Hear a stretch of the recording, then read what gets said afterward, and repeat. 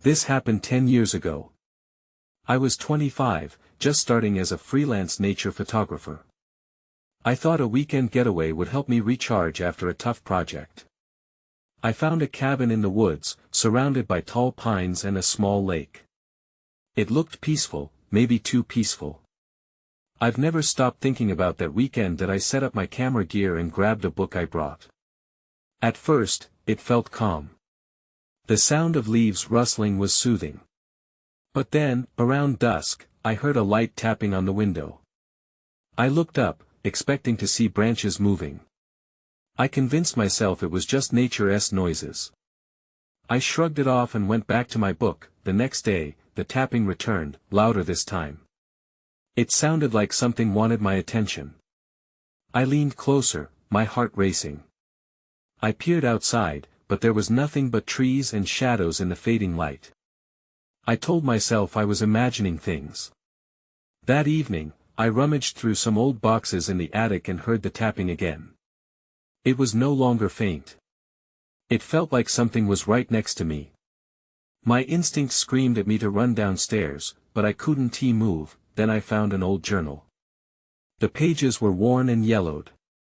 The writing was shaky. Most entries were scribbles, but some described strange experiences. One visitor wrote about shadows moving at night. Another mentioned whispers in the woods. My skin prickled as I read. I realized I wasn't alone, or maybe I never had been. As I sat on the attic floor, a chill washed over me. I closed the journal. That night, the sounds got worse. There were thumps, like footsteps, and something scraped against the walls. My heart raced. I thought I could hear whispers, but I couldn't make out words. I sat on the couch, frozen. I kept glancing at the attic door, half expecting it to open. I didn't understand what was happening.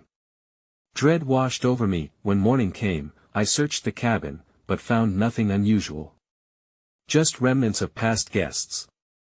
The tapping had stopped, but I felt watched. That evening, shadows darted past the windows. I thought it was just my imagination playing tricks. But the cabin had secrets, and I never learned them. That I kept wondering if it was real. Was there something in that cabin? Or was it just me, lost in my mind? The journal still haunts me. To this day, I'm not sure I want to go back. Then I heard a voice, calm and distant, asking, "Why did you come here?" But I was alone. That I still can't make sense of it. Those 3 unsettling encounters replay in my mind like a loop. Every rustle and shadow reminds me of that weekend. I know it sounds crazy, but once you've been in a place where the air feels thick and secrets linger, you start to wonder what's out there. And what's in here.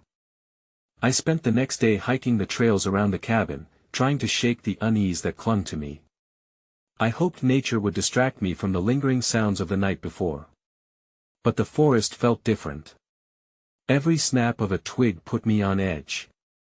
I tried to focus on my photography, capturing the sunlight streaming through the trees, but I felt like a stranger in my own skin. By late afternoon, I started feeling anxious again. My fingers itched to reach for the camera, but the woods felt too quiet. I decided to head back to the cabin. As I walked, I felt eyes on me, but every time I turned around, there was only the wind whispering through the branches. When I arrived, I stood outside for a moment. The cabin looked untouched, but it felt heavy. I stepped inside, closing the door behind me. Silence surrounded me like a thick curtain. I jumped at the sound of something scraping against the wooden floor above me. The attic. I had promised myself I wouldn't go back up there.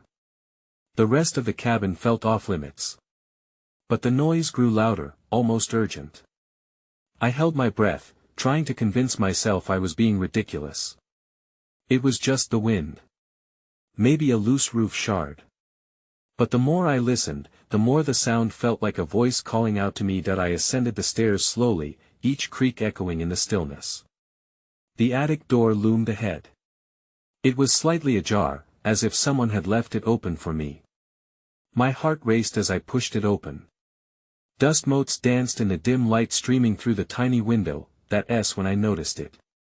A small, ornate box sat in the corner, obscured by cobwebs. It hadn't been there before. I approached it carefully, wary of the strange energy that surrounded the space. As I knelt next to the box, I hesitated. I had no idea what I might find inside. Finally, curiosity overcame my fear. I opened the lid.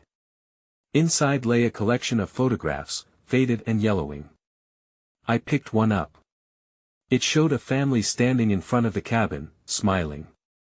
They looked happy, unaware of the shadows that seemed to linger in the background. Who were they? Why were these here? I glanced around, feeling the air shift again. A chill crept along my spine, and I heard those whispers again, louder this time. Words seemed to spill from the walls, a cacophony of voices blending together. Panic surged in my chest that I dropped the photo and stumbled back. My mind raced with questions, but most pressing was the fear of what I might uncover. Then, the shadows in the corner of my vision flickered. I turned, and the attic felt darker that I was not alone. Something shifted behind me, just out of sight. My instincts screamed at me to run, but I forced myself to stand still. The whispers grew louder, and I could almost make out words. I strained to listen, desperate for understanding. Suddenly, the box slammed shut and everything went dark. I gasped as darkness enveloped me. My hands reached out instinctively, fumbling against the walls. The oppressive silence wrapped around me like a suffocating blanket. I stumbled backward, feeling for the attic door. Panic clawed at my throat. Suddenly, the air shifted again. I heard a low whisper, barely audible, right next to me. "Help us." The voice was distant, ethereal. It felt like a chill ran through my bones. It was a plea, but who was asking for help? With shaking hands, I felt my way toward the box. The fear bouncing around my chest reminded me I couldn't just stand here. I needed to find light, to see what was happening. Moving quickly, I shuffled toward the tiny window, hoping to let in some brightness. Then, a sudden flicker in the shadows caught my eye. A shape moved across the floor, darting out of the corner of my vision. Adrenaline surged. I turned sharply, ready to confront whatever was lurking, but there was nothing. Just the dust swirling in the faint light. That I took a deep breath and forced myself to remain calm. I needed clarity. I needed answers. I pulled the box close, putting it on my lap as I readied myself. Maybe the photographs contained clues, something to explain the whispers, the shadows, and the left-behind memories. That I opened the lid again, heart racing. I dug through the collection carefully. Most of the photos were of that same family, but one caught my eye. It looked different. It was a photo taken on the porch, but it showed a storm forming in the background. The sky was dark, and the faces of the family looked strained. They seemed unaware of the danger approaching, as if something terrible was imminent. I pulled the photo out fully. That S when I noticed a figure in the background. Someone stood just beyond the edge of the porch, obscured by shadow. My breath caught in my throat. Was that a face? I squinted, trying to make out features, but the image was too faded. That I turned the photo over, hoping for more information.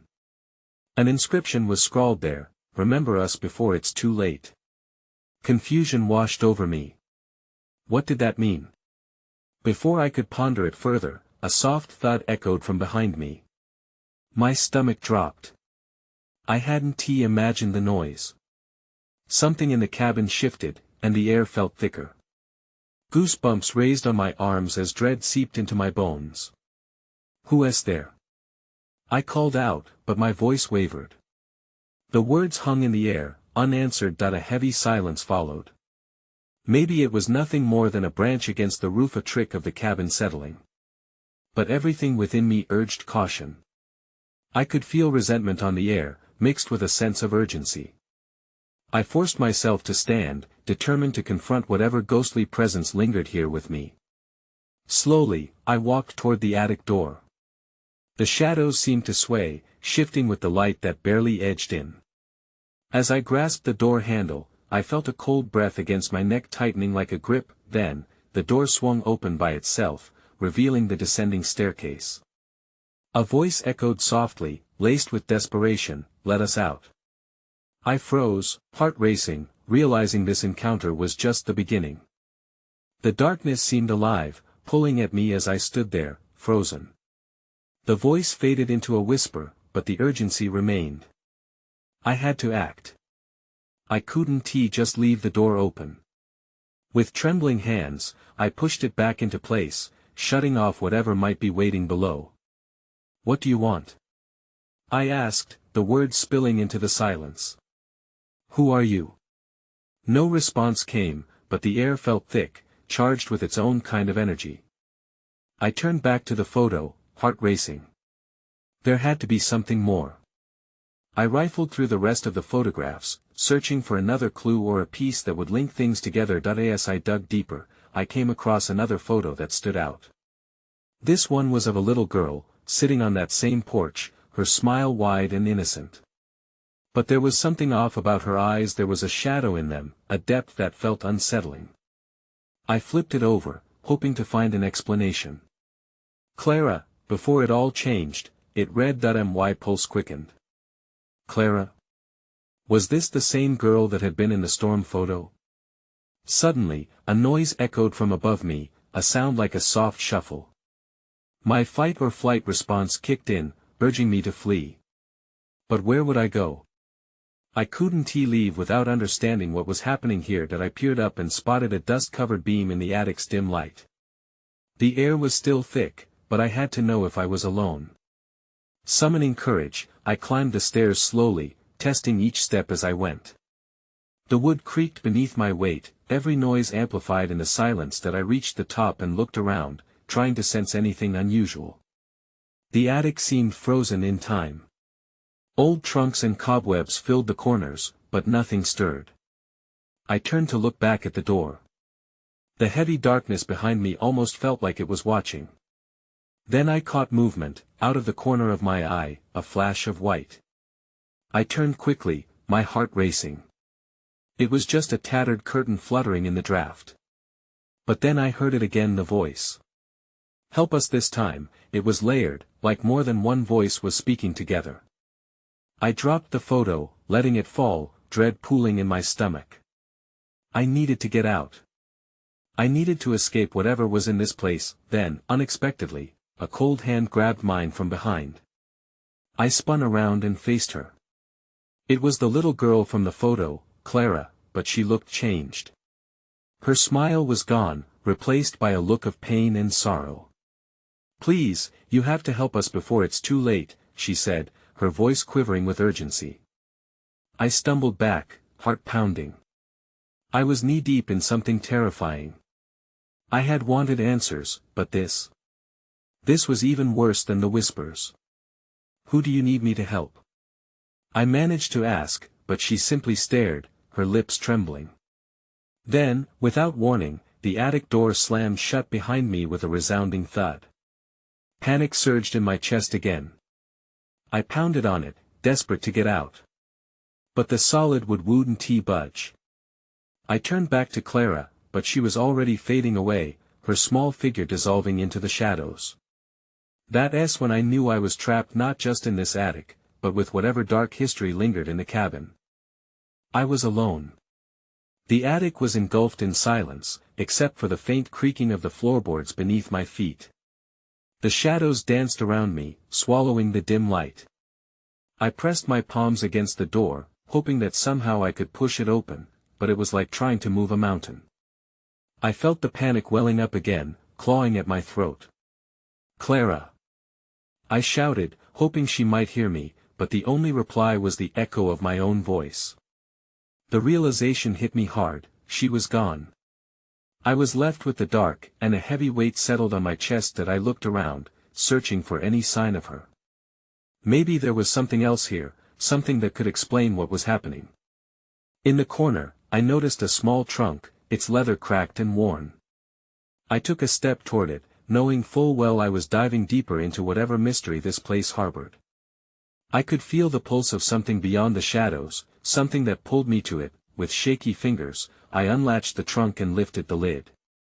Dust flew up into the air, catching the scant light filtering from the small window. Inside, there were old toys, faded dolls and cracked wooden cars. But beneath them, something caught my eye.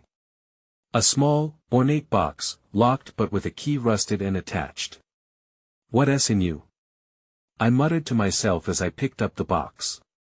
The metal felt cold against my skin, and a sense of dread rolled through me. It seemed like whatever was inside was important. Suddenly, a loud bang rang out from below, rattling the entire cabin. My heart raced as I jumped, instinctively clutching the box tighter. I couldn't just sit in here. I had to find out what was happening. I decided to pull at the attic door again, but it wouldn't budge. It felt like something or someone was holding it shut. Then I heard the voice again, but this time it was different. "You have to listen." It sounded weaker, more desperate. My mind raced. "Who are you?" I called out into the darkness. "What do you want?" "Clara." She didn't know, the voice whispered, drifting through the attic like a cold breeze. I strained to hear it, hoping for clarity. "Find the key." I glanced back at the ornate box. It felt like the answer to all of this was right in my hands. I needed to open it, but how? I searched the trunk, desperate for anything that could unlock the box. Then I noticed a glimmer in the corner of the trunk. I dug through some of the toys and pulled out an old key, tarnished but still intact. I held it up to the light. Could this really be it? Uncertainty flared in my chest. I glanced back toward the door, wondering if I dared to make the next move. "Do it," urged the voice. "Before someone else gets hurt." Clenching my teeth, I moved back to the box, my heart racing. I inserted the key, and it clicked. Before I could even breathe, I opened it.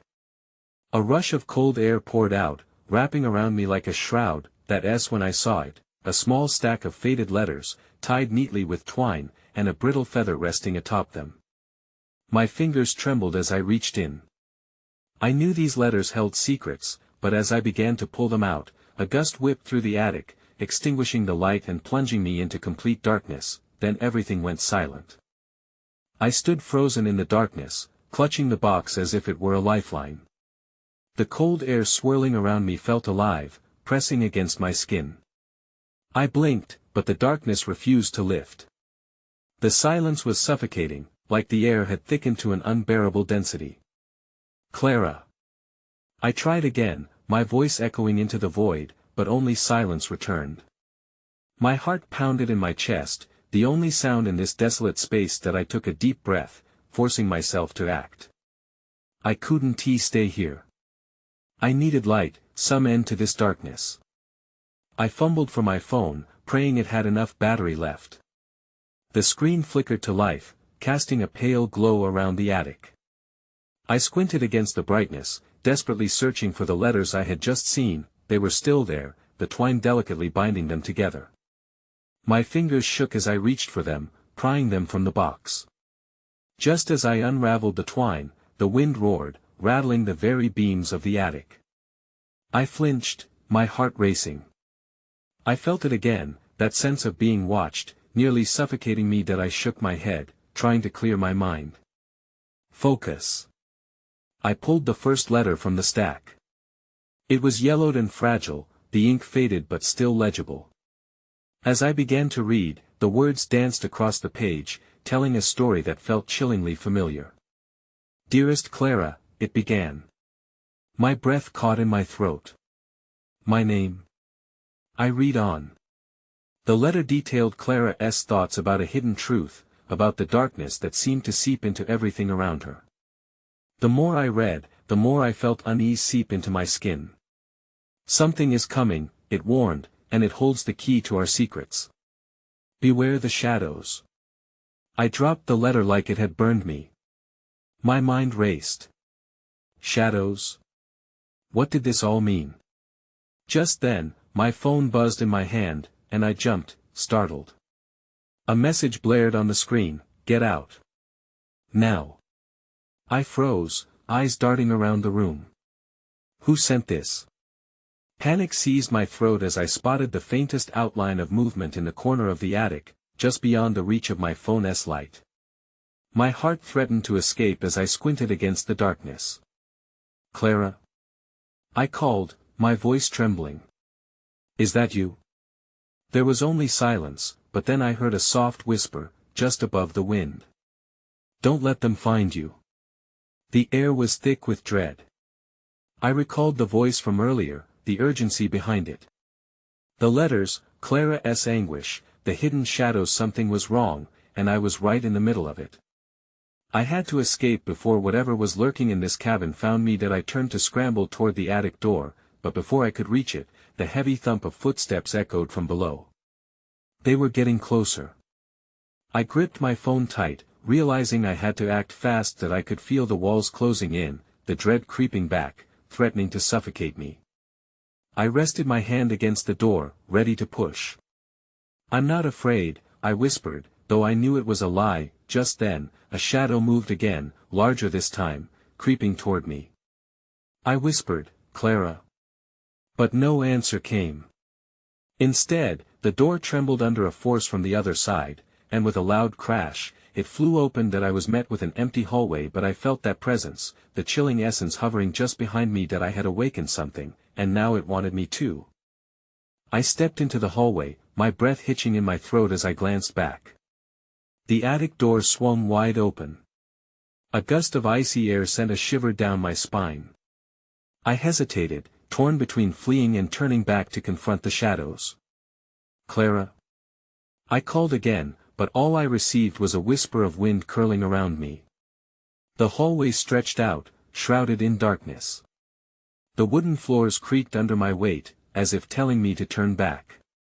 Yet, adrenaline pushed me forward. That I moved slowly, my phone casting an uneven light.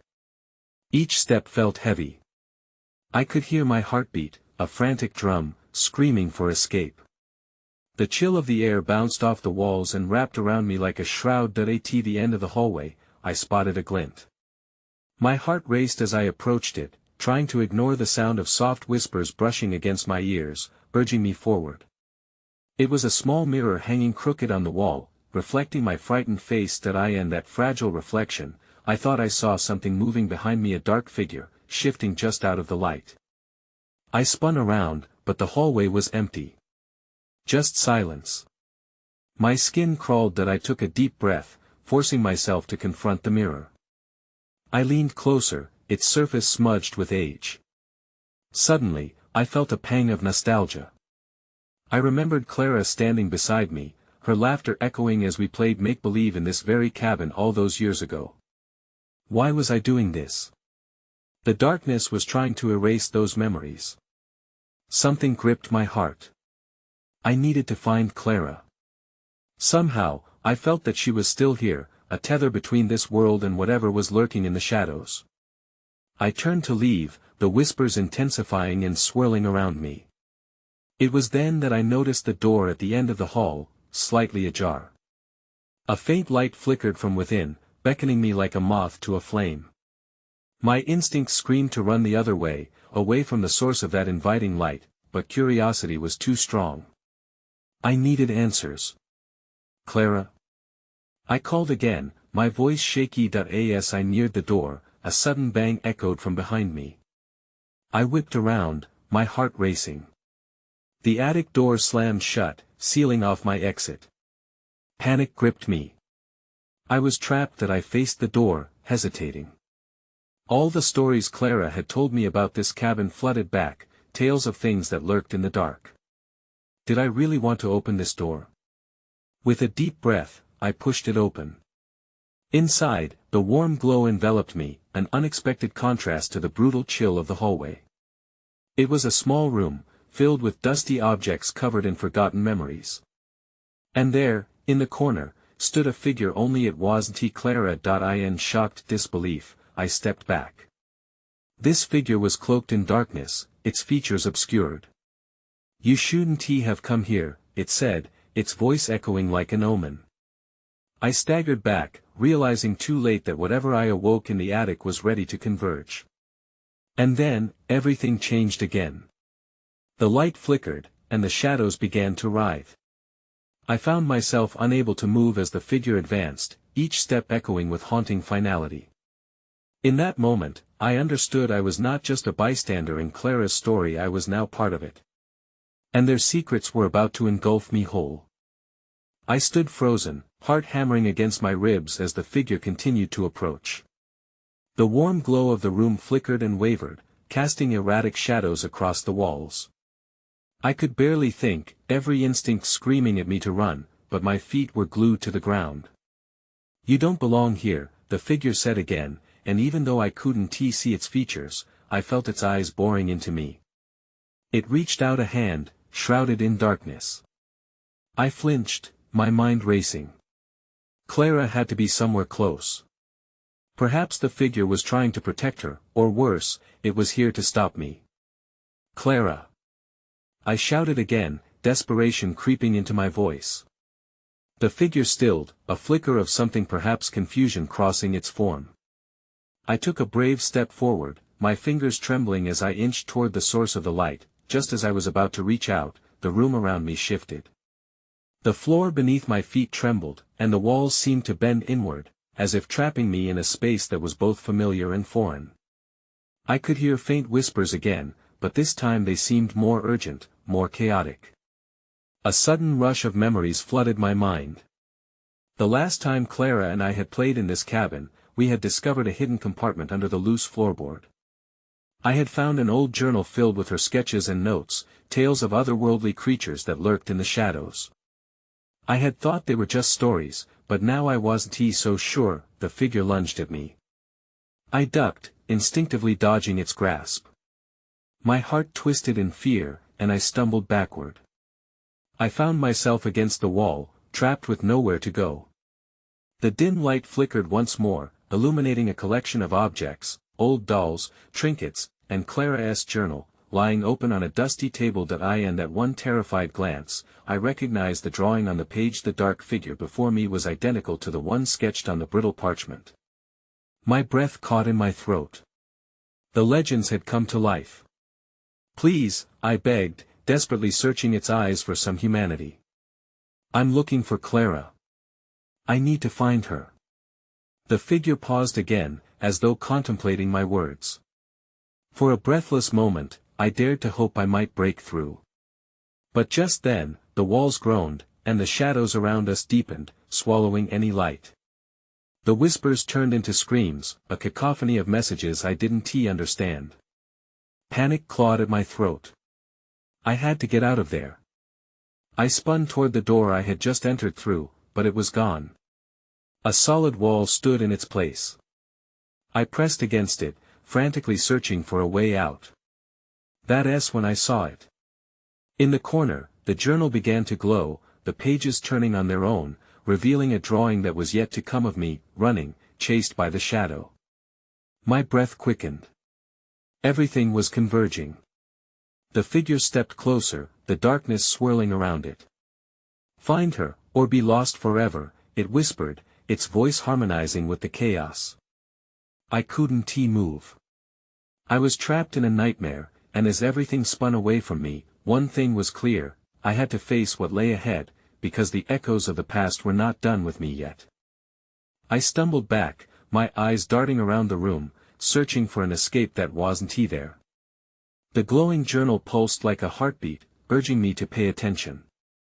Its pages stopped turning, settling on an illustration of the cabin itself, except it was different. The windows were shattered, the door hanging off its hinges, and jagged shadows twisted into shapes I didn't understand. Fear surged through me again. Had that been what the cabin looked like after Clara disappeared? How did it even know about the door? "Please, just tell me where she is," I cried out once more, my voice breaking. The figure loomed closer, engulfed in shadow, but this time it didn't lunge. It seemed hesitant. I took a small step toward it, wondering if this would be a mistake. Suddenly, the air shifted. A cold breeze swirled through the room, carrying with it the scent of damp earth and decay. A dreadful sense of foreboding washed over me. The figure raised its hand again, its darkened fingers extending toward the journal. I hesitated, but curiosity pushed me forward. The journal felt heavy in my hands as I reached for it. The moment my fingers brushed its spine, everything around me shifted like ripples in water. I found myself in a different moment that I stood in the cabin, but it was full of sunlight, and the chatter of children echoed around me. Clara was there, laughing with abandon, her braids bouncing with each step. The walls gleamed, and I could almost taste the sweet, fresh air. But then it faded. A dark shadow slipped across the floor, and Clara's laughter turned to a frightened scream.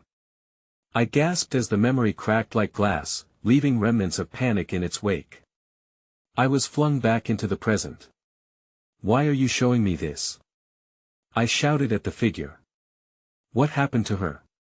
It responded by gesturing toward the journal again, urging me to look deeper. I clutched the book tight, my breath quickening as the whispers grew louder, rising above the remnants of Clara's laughter. Then I saw it, a page devoted to the tale of a lost child. A creature that fed on loneliness and fear, trapping its prey in a realm of shadows. That was Clara. I had to save her. The room darkened again, and the weight of despair pressed down on me. "Find her," the figure insisted, its voice becoming a rasping echo of a warning. I shook my head, denying the truth. "But how? I don't even know where to look." In response, the room shimmered, and I saw a glimpse of a door appearing in the wall behind the figure. My resolve solidified.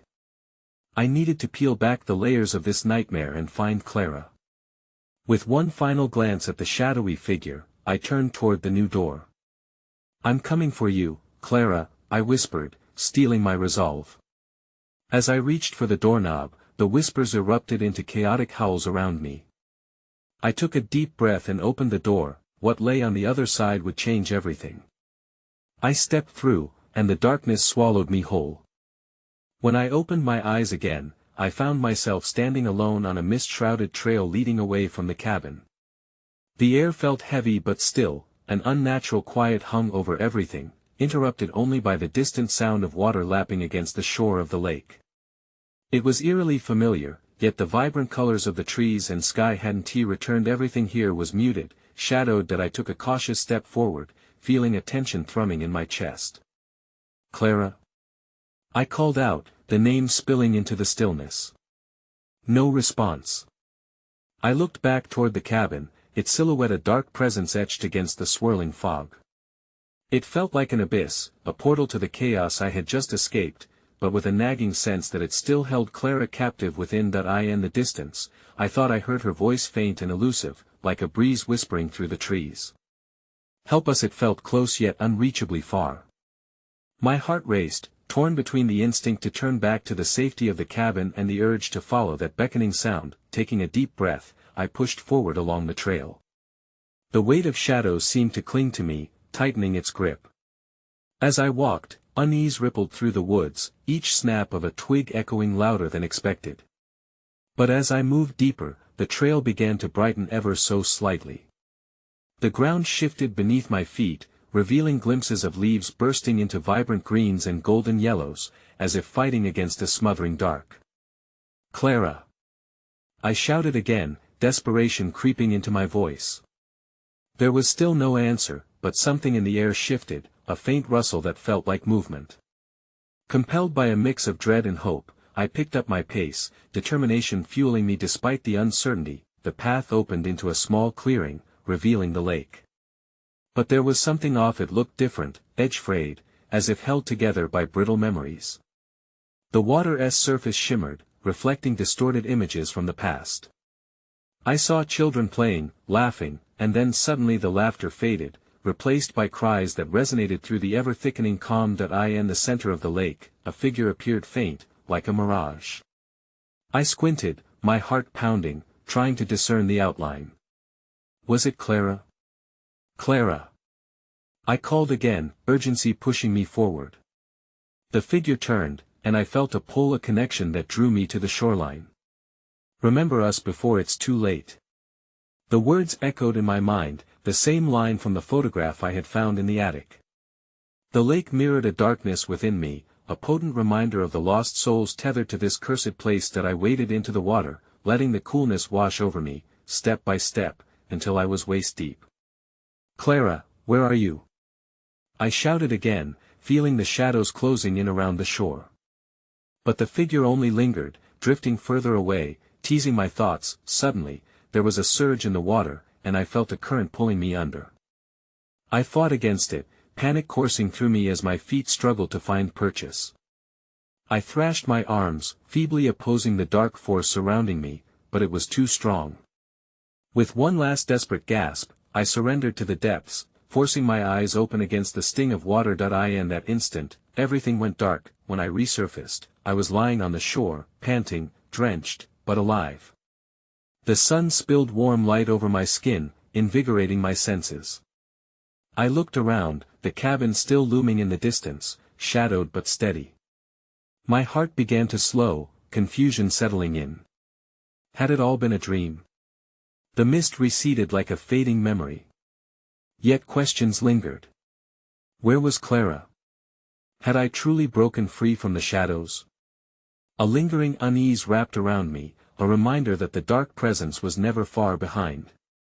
I thought about the shifting figures in the attic, the calls for help that echoed through the cabin, the secret still waiting to be unraveled. Taking a breath, I made my way back to the cabin but stopped just short of the porch. The door stood ajar, inviting yet foreboding. I glanced back at the lake, its surface flashing glimpses of familiarity, flashes of Clara's laughter, and dark shadows intertwined. I knew I could never return to who I was before. As the sun dipped behind the trees, enveloping everything in twilight, I stepped inside the cabin, feeling the weight of the past settle around me. There was still so much left unsaid, so many questions unresolved. But for now, the echoes of that weekend, the unease, the shadows would be my silent companions, urging me to remember, to seek the truth, even if it forever eluded me. And with that, I closed the door behind me, leaving the light just outside, unsure if I would ever truly escape again.